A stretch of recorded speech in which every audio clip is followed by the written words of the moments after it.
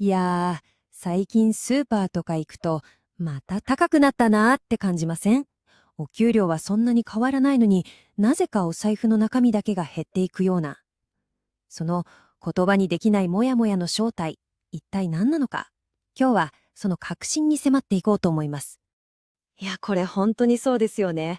あれまた上がったみたいな、じわじわ来る感覚。これ、あなただけが感じてるわけじゃないんですよ。そして、実はこれ、偶然じゃない。全部つながってるんです。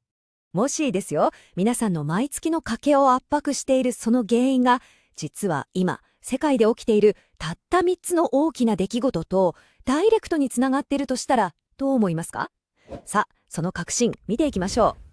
今、世界でまるで巨大な地震みたいな3つの大きな動きが同時に起きてるんです。で、その揺れが回り回って私たちの家計を直撃してるっていうことなんですね。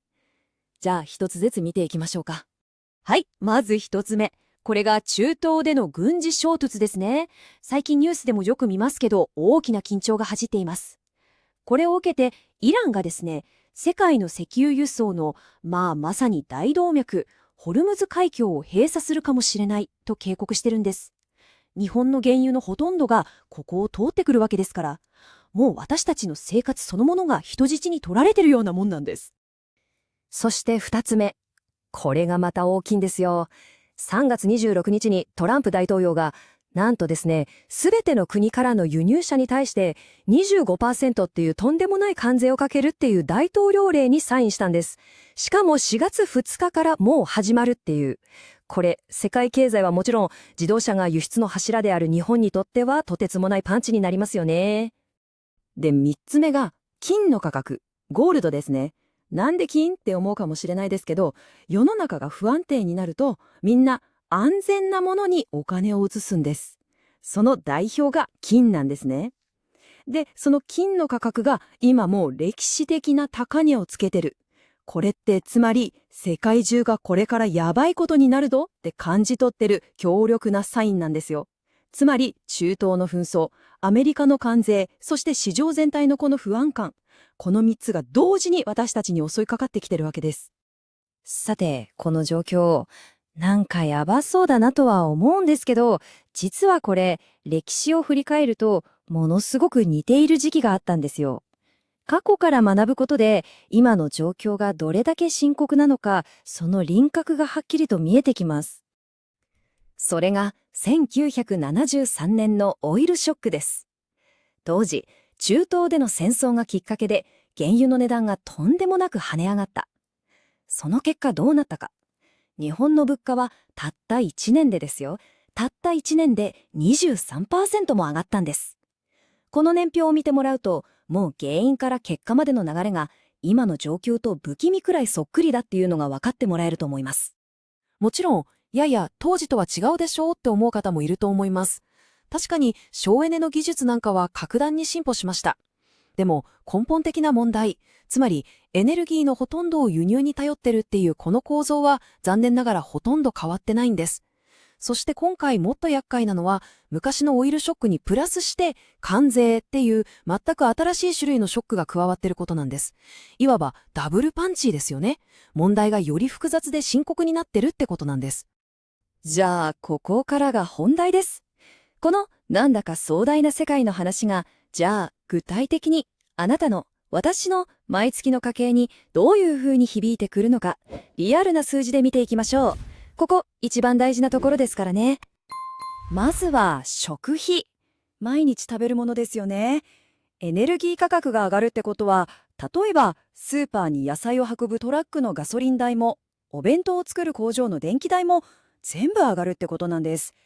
専門家の計算によると、これだけで私たちの食費、毎月ですよ。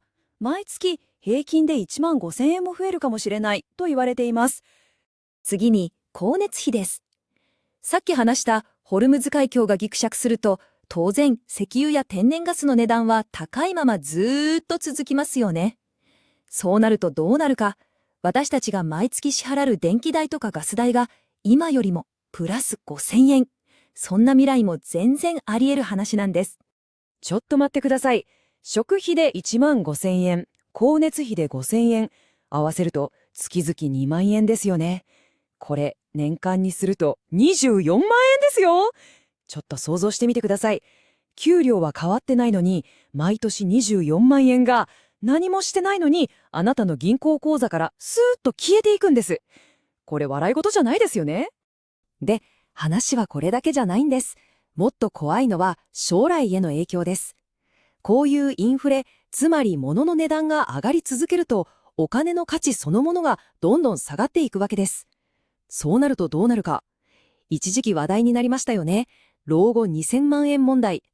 あれが気づいたら老後3000万円問題になってるみたいなことなんです。ハードルが勝手に上がっちゃうんですよ。